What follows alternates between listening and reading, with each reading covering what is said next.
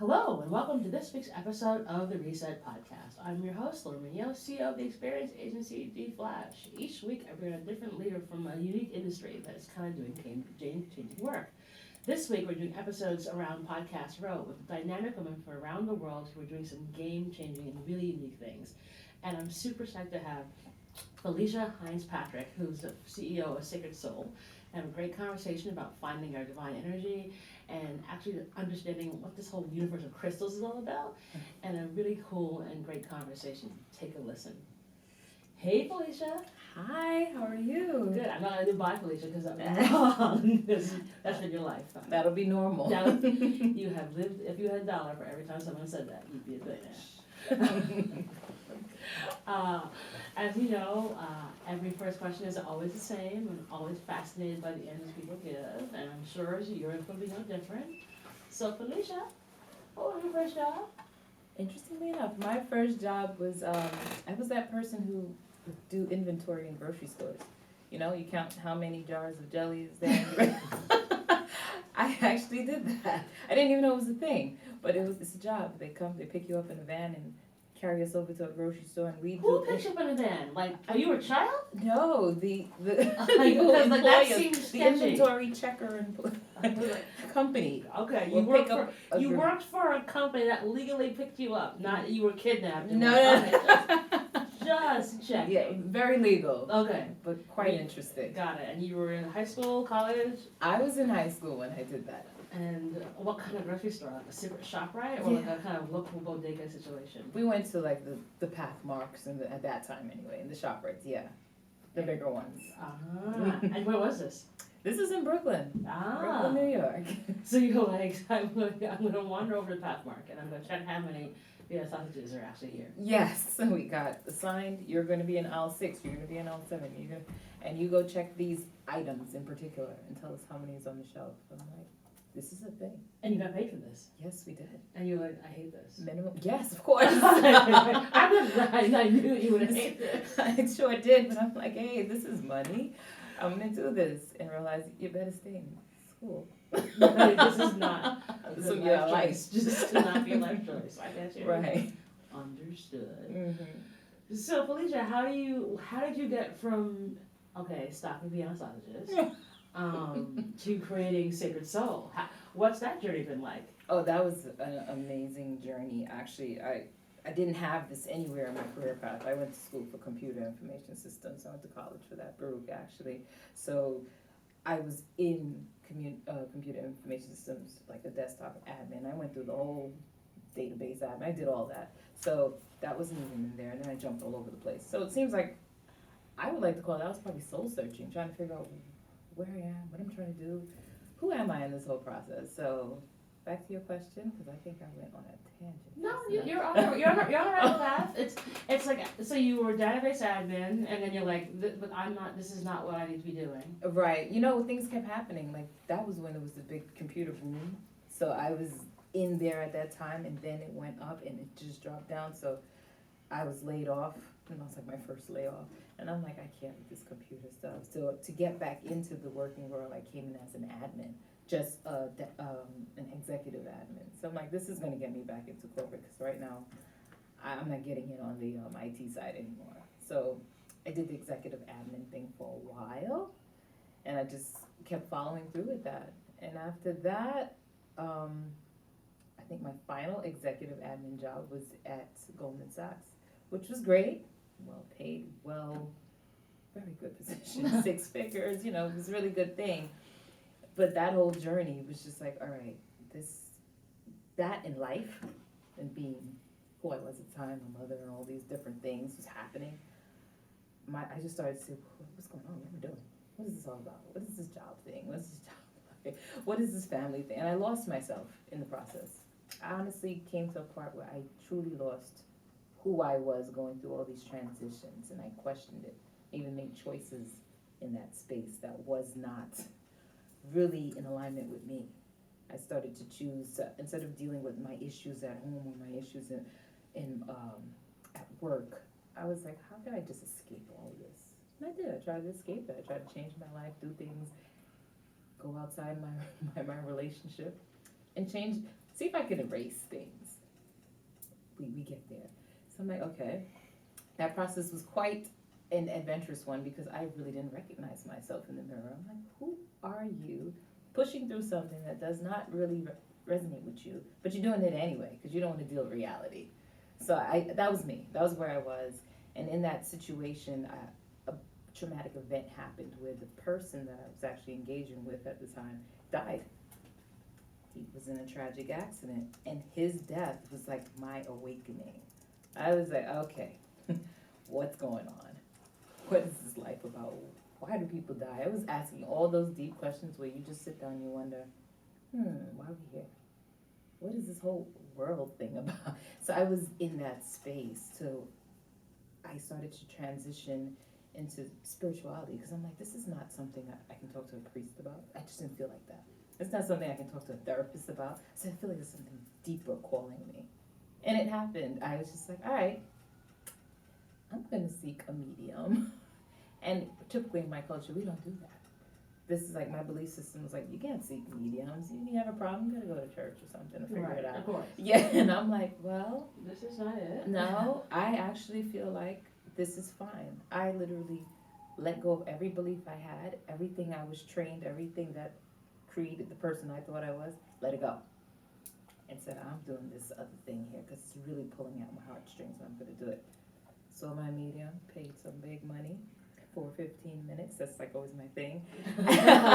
It was 15 minutes, but it was the most impactful 15 minutes that I've ever had. This woman pretty much shared with me what was going on in that time in my life and why I met the person. It was like, that was to inspire you. It's time for you. Yeah, and what's my purpose? She was like, you're going to work with people, work with women. You're going to change lives. I'm like, how? I'm an executive assistant. Hello. This is not even, she said, you've been doing it already. Think about your life. How many people have you affected just by being who you are? And I really thought about it. And I thought about my coworkers, the females that were there that I will see coming to work unhappy or in a space. And I helped shift that energy.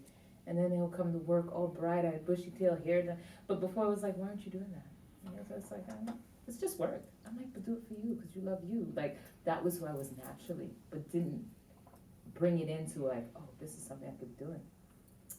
Long story short, I went straight into the spiritual world because I started working with other spiritual people, my shaman at the time, the shamans who help you through that journey of when you feel like your soul died, which is what I felt like.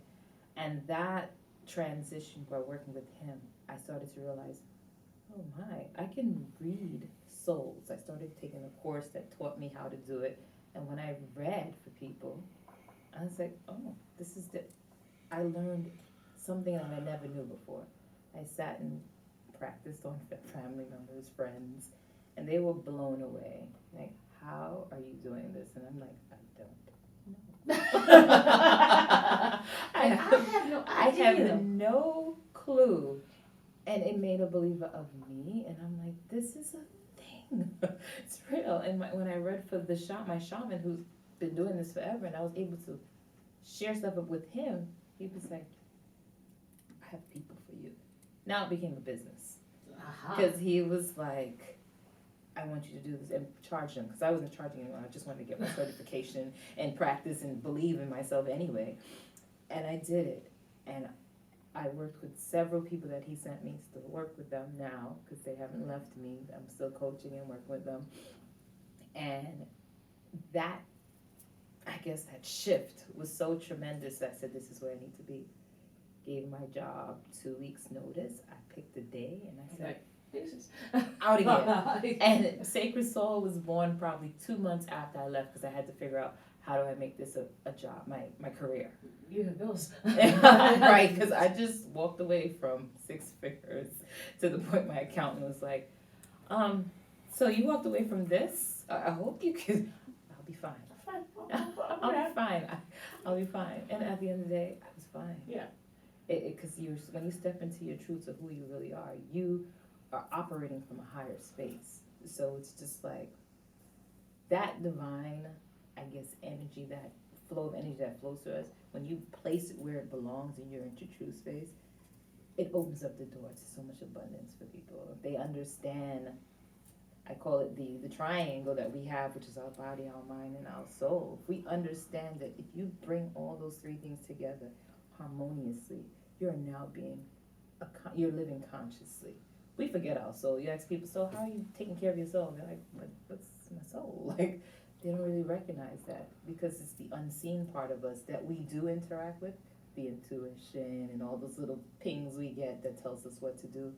But we're not conscious. We unconsciously react to it. But when you start to get self-aware, that's where the consciousness comes in and the whole crystal and that whole Side of the house. Yeah, that's when you bring in that side of the house, which is a part of you. And we tend to forget it. That's why we make these choices. We get stuck in life because you're completely forgetting an aspect that makes you a spiritual being. And that's a very important aspect that we all hold. And most of us forget it because we're not taught to even recognize that part. Or we're taught in a different, we were raised with so many other beliefs like, don't mess with that, that's taboo, like certain things. When you, especially from a cultural perspective, when you go beyond that fear that was placed on it, there's something even more powerful under there, and that's understanding that we're powerful beings that create our own life. There's no one to blame out there. Of course not. It's yourself. So how would you what would you describe as your sort of job now? Like how does Sacred Soul work? A Sacred Soul, now my job is as a spiritual life coach. I kind of put a couple of titles on there because of different things I do. Spiritual life coaching is when I actually do my 3-week courses. I have 3-week courses. I have 6-week courses that I'm now putting together on a university I'm creating. But I have those, so I'm coaching in those sessions, doing readings and coaching. So when I read for them and share with them who they are at a soul level, which is really just reminding them, because when they hear it, they're like, oh my gosh, that is me. I did know it, but you're giving me confirmation. I'm like, grab it, run with it, apply it to your life. So I give them 3 weeks because it takes a while to digest that and apply it and to reprogram your mind and be conscious. So that's the spiritual life coaching that happens. Then I do one-on-one situations where people just want that Reiki, if you're familiar with the Reiki healing, and I mix it with some other energy healing. I give them that full clearing and that cleansing and shift their energies to help them move on to the next step. Energy is just an amazing thing. You can shift and aid people and assist people into going into what they want to do. So that was my healer aspect. We say healer. Then the mindset coaching, because it all falls into the same realm. So I do that. I'm a speaker as well. I do events. People ask me to come and speak on how whatever topics they're talking about. The spiritual aspect is always there.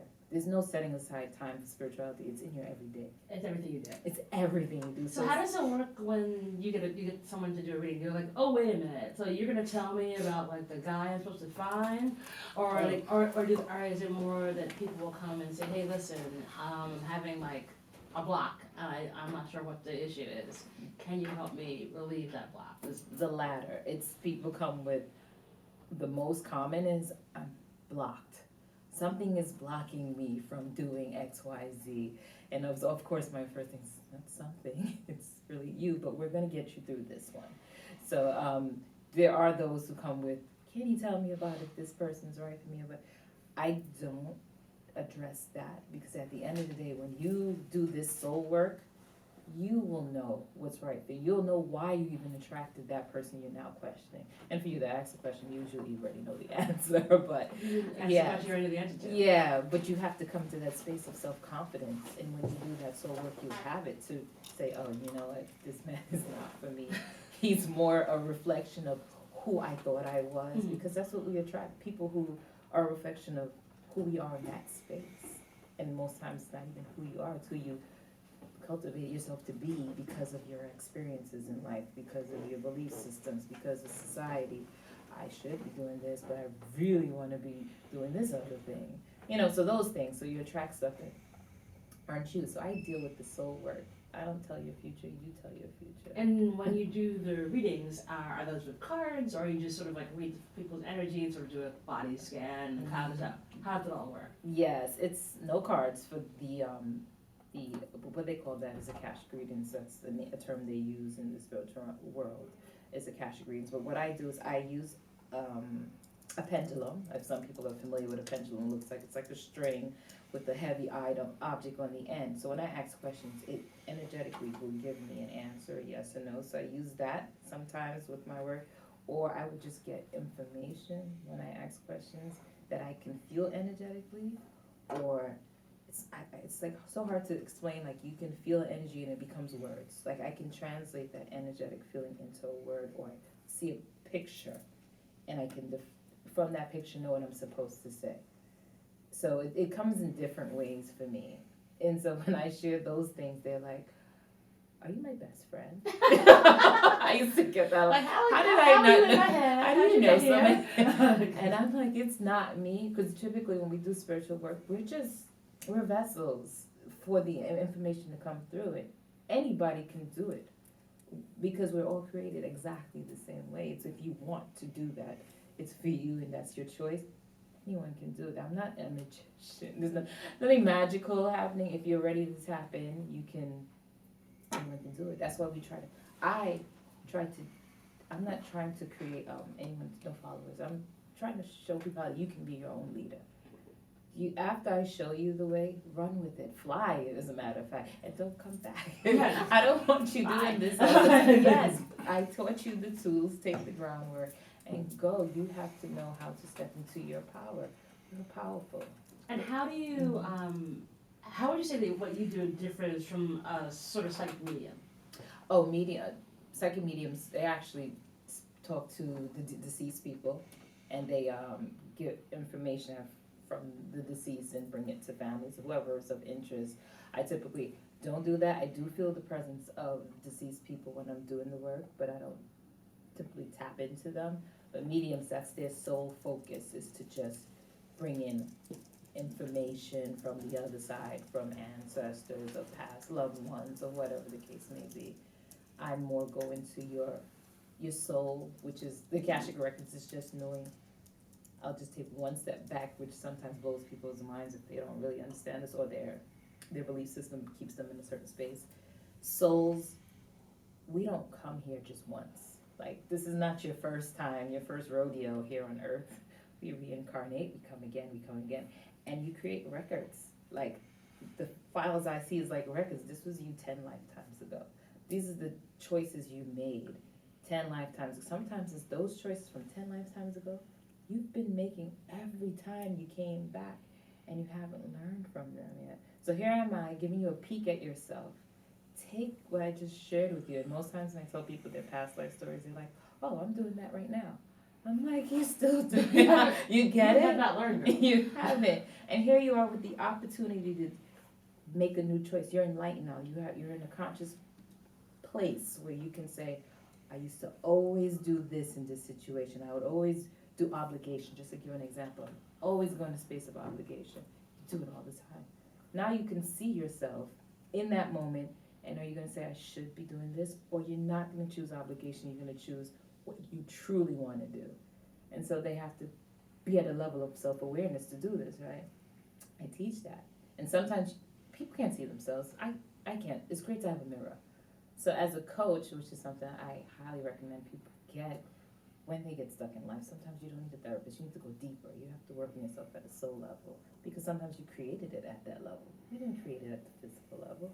So I always tell people it's good to have the mirror, because sometimes they'll be talking and then I'll stop them dead in their tracks and say, "Did you hear what you just said?" "Yeah, I said blah, blah, blah." "Oh man, I did obligation again." And you're catching them in the moment. That's something we need. We don't see ourselves. I still make those mistakes, and my husband might check me. Did you realize what you just did there?" I'm like, "Yeah." "Oh, man." There I go again. And it's sometimes the simplest things, and you're like, autopilot. We're so programmed to be on that autopilot through life that we don't even recognize ourselves sometimes. And we get in those spaces where we make poor choices. But it's the self-awareness is key, then the self-acceptance. Don't beat yourself up. Accept that these things happen. Self-awareness, self-acceptance, and self-love. You got it. Don't take that love from you. Don't beat yourself up, and then there's no love. It's not her fault. No, it's not.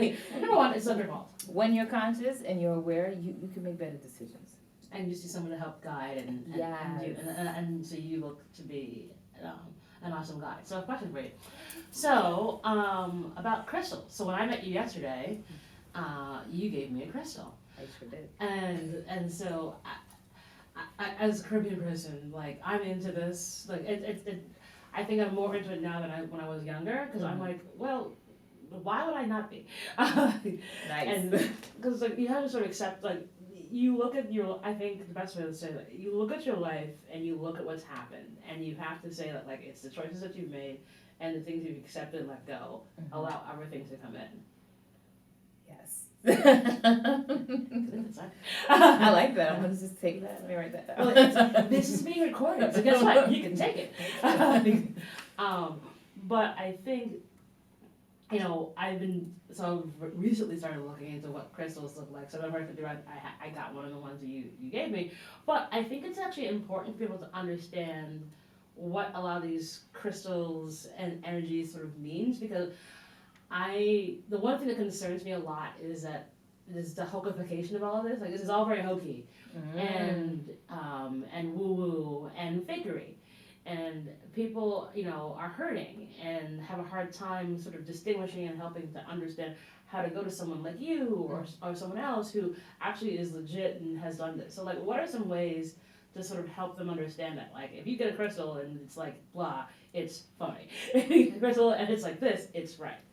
Oh, could be a tough one because on site, if you're just talking about on site, you receive a crystal and you're wondering, did these people give me a real one or a fake one? It's really hard to determine that because unfortunately, the human nature of people to just take something so great and become selfish about it and take all the good out of something, it's gonna happen. But there's always something in you. Trust it. When something in you says, I don't know if this is even real, or you questioning it, trust that. And then let it go. But at the end of the day, whether that crystal is fake or real, if you give that meaning, it's going to hold that meaning. That's the power of you and the power of energy. So if you say, every time I see this crystal, it reminds me of how I must love myself and self-love, it's a belief you've already instilled. And it's going to still function in that way because of the power of your belief and the understanding. That's just how things work, with energy. So it's like, don't even worry about that too much, but it might happen. But I have people that I'm like, you don't have to, if I do certain work with some clients, I'm like, bring your favorite rock. It doesn't even have to be a crystal. Something that means something to you. That rock can do the same thing the crystal is doing. You know why? It's because of what you've given it. And it's going to work with you in that sense because it brings you that belief. Belief is all that you need. Well, it's a belief kill, belief cure. I mean, there's some people who carry rabbit's foot. You believe in the rabbit's foot, and when you have the rabbit's foot, like that's what you carry with you. And it works for them. It works for you. So. And somebody will say, rabbit doesn't work for me. Well, do you even believe that it works? No. Well, then it won't work for you. Exactly. It's like, can you still have your blankie? Does it work for you? Whatever works for you, I think is right. is the key. So about the crystal question, so I think are there like 4 or 5 like main colors or like amethyst and like the love ones? Could you give me some? Because like I know a little bit, but like wisdom would be imparted if you could. When I started, there was basic crystals that I used, and you named the few basic ones because the energies that come to those are like good for starting people. The amethyst, which was the purple one that you mentioned you had, the rose quartz, which is love, I think is always a beautiful starter because for anything to happen, you have to. Love is the most powerful energy out there.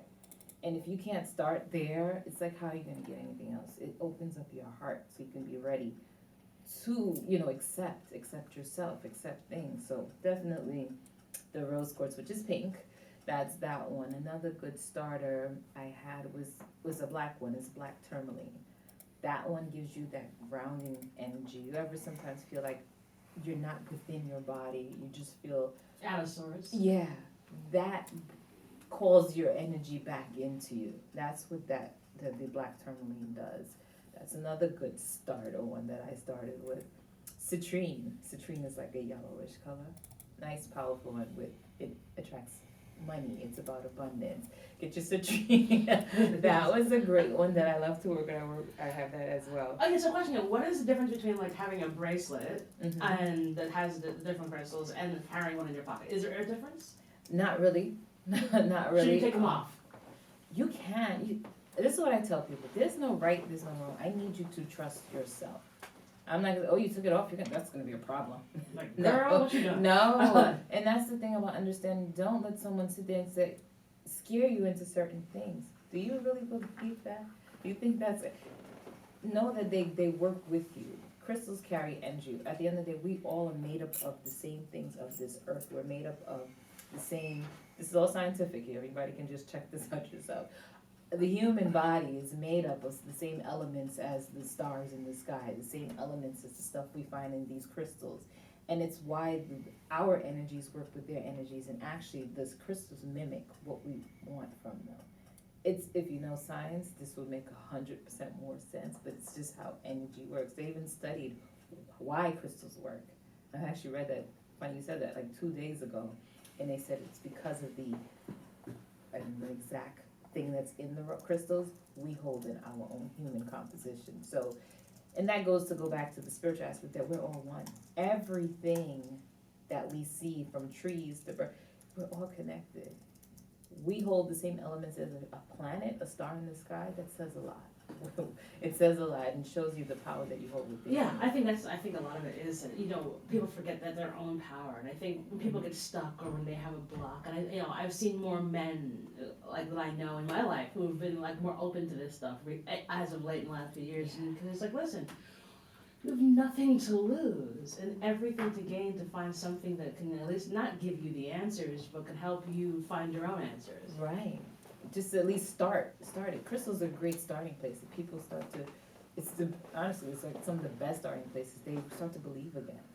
And crystals is that one thing. We're being that we are spiritual beings having a human experience, we tend to be very drawn to the physical. And we can't identify with things that we can't see yet. So let's start with crystals. You can see them and you can identify with it and you can understand what's going on. If I say, well, let's just start talking about spirits, you're like, I don't know about that. Because it's like, you can't see it. Yeah, I don't see that, so I don't know what you're talking about. But you start here, you start to change the way we think, and we start to understand, oh, okay, I can relate, that makes sense. And then when you start to get more and more aware and that consciousness opens up, you're more open to accepting or remembering what it really means to be a spiritual being, and you start to say, oh, that didn't make sense to me about a year or 3 ago. But right now, it makes sense. It answers like questions I had so many times, So people get to that aha.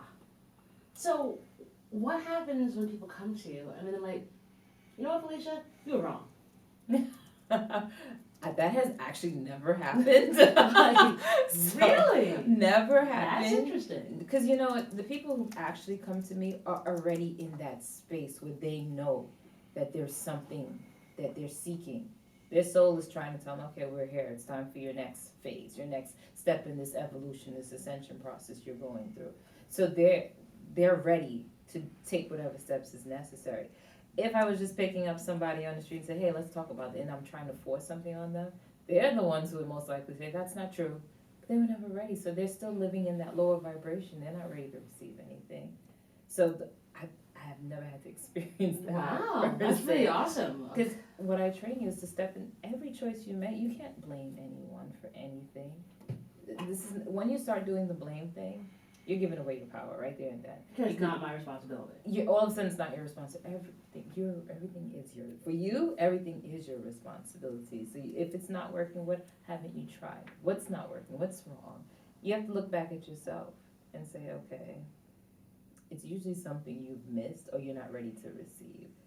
But as I said, I've never had that. That's and it's because where I'm at and what I attract. And do you and for you now, like where do you see yourself going next? So like you teach courses, you go to university, speak. So what's next for Felicia? Oh my! Well, I would love those things to take off in an automated fashion. Because I don't want to do this individually. No, individually, not at all. So once that university, the sacred soul iversity is what I call it, starts to take off, I feel like that platform is a great place for other spiritual leaders to bring their stuff. Because I can't teach everything. There's people who are really strong in teaching how to do Reiki. They can be Reiki instructors in my university teaching Reiki. People who are ready to learn the Akashic Records, so to speak. You can be an instructor there. There's people who just want to talk about crystals, teaching crystals 101. That's in the Sacred Soul Diversity, like a one-stop shop for everything that you can possibly. That is like my current and continuous steps that I want to take it there and just have a platform or a place for people to come to now that they're starting to realize, oh, there's someone to help me with the soul part. Like, I know I'm sick, I go to the doctor. I know I want to work on get my body, or I go to an instructor. Right. So now this whole soul thing that everyone's talking about, where do I go? This is a safe space. This is a space where you can trust, because there's always people out there who can tell you stuff and misguide. But I want to make a nice space and open it up to all spiritual leaders that can be on that platform as well and add their thing. Awesome. Yes. So you have to, so on a daily basis, you're receiving tons of energy from people as you walk down the street, as you hang out here at Podcast Row. And how do you sort of take care of yourself? Like, what's your sort of self-care routine? Like, do you veg out on Real Housewives? do you do yoga? Do you have a glass of red wine on a Thursday at 4 p.m.? Like, how do you sort of like find that balance? Because I think it's actually really important for listeners to understand that, like, even you can be so deeply into something that you're passionate about and you love, but you always know that you have to always take time for yourself, because you're not going to be good at what you do unless you take care of you. Yeah, I had to kind of learn that the hard way. Because I did go really hard into this work, because I'm like, this is the first time I'm an entrepreneur and I really want to do this. And I didn't know everything. I learned as I went. Like, I would do healing work with people and I would receive their energy. As I cleared stuff out of them, I took it. So I'm like, what are these things I'm feeling? I'm having pains in my chest. I'm having pain. It was theirs. So I had to learn. Every coach has a coach. I have a coach. I understand that. You're not in this alone. So I would have to go to my coach and you have to reteach me. Felicia, you have to learn to clear your energy. Go take a bath, sit down detox, all of those things. So I did many different methods I would choose. I would either go and do a bath and detox and clear my energy. I go to deep meditation and cleanse myself. Or I'll go to my coach and tell him, run a clearing on me, clear me. And then outside of that, yes, there'll be times I turn it all off and I pick my show, whatever that may be. Which is? Actually, I think don't even ask me what it came up to. You ever heard of Greenleaf? Anyway, yes, I've heard Greenleaf. I binge watched that. I'm like, what on earth is happening? And what was great about Greenleaf, it was great material for my work. So I was like, sure. It helped me understand how people think in certain areas. So that was great. So that was one of my things I did. And that just puts me back in a great space. Or family time. I have 2 boys, I have my husband. Let's go do stuff. And I will go in the park or whatever. So those are the ways I kind of free myself. But yes, there's energy's always around. And I have to always learn how to block it, so to speak, and just be in my space. Do I feel it? Yes. And there's times I just hang out by myself. Like even here, everybody's like, let's go here. And I'm like, no, I'm going to just do this by myself. It's too much energy. But you just have to know yourself and listen to your body. And that's for everybody. Well, of course, and it's hard because like you want to be like, hey. I turn that. I'm like, I don't know anything about anybody. Nothing that we can't naturally pick up, because you yourself could be next to someone and say, "Ooh, their energy is off," or "Their energy is great." So I can pick the regular surface things. I'm so fine with continuing to receive, but I don't go deeper than that. Yeah, it's interesting because like I think I'm similar way, like I can give off like a whole bunch of good, warm, fuzzy energy. Mm-hmm. Like, I know I'm that person, and I'm like, really? And so, of course, it attracts everybody. Yes. Like, as you probably noticed, and everyone's like, come talk to me. And I'm just like, I don't. So I didn't learn how to shut that off. And you can. You'll be like, okay, in my head, I'm not trying to attract many people to me right now, and you go in your zone. People can pick up on that. She's not in that zone to talk right now, and they will keep their distance. Once you internally feel it, you can. It's amazing how people can feel that same energy and respond to it. Like, okay. So you're in the subway, you're like. Yeah, on subway I can't. I'm just like, put me in a. It's an interesting, and I like attract the weird. Shocker. It's It's okay. But it's like I attract some interesting beings. Colorful beings. Very. Colorful beings. And then it's like, but it's usually a message I have to share with them. And I remember one guy in particular, you can tell he's a very nice person. And he was just like, I just commented because he had on bracelets and he had on his crystals. And I'm like, those are very nice. And I'll be real quick, and he's just like, I'm thinking to do, these things really work for me, and I really want to work with people who are suffering with drug addiction. I'm recovering from that, and I want to help other people. And I'm like, that is amazing. I said, you can do it. Your story alone, you went through that because you wanted to help other people. And he was like, I think I opened the whole Pandora, everything for him. He was like, thank you, I needed to hear that because I know I can. I said, you can. And I'll end with what I always say to people, use your life. Don't let your life experiences define you. Let it create you. So I'm like, that happened? That doesn't define you. But what can you do with that? Create something beautiful. Turn your light on. It was off a little bit.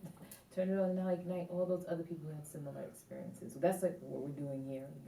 All the people you met with podcast, they're doing what they're doing because of what they went through.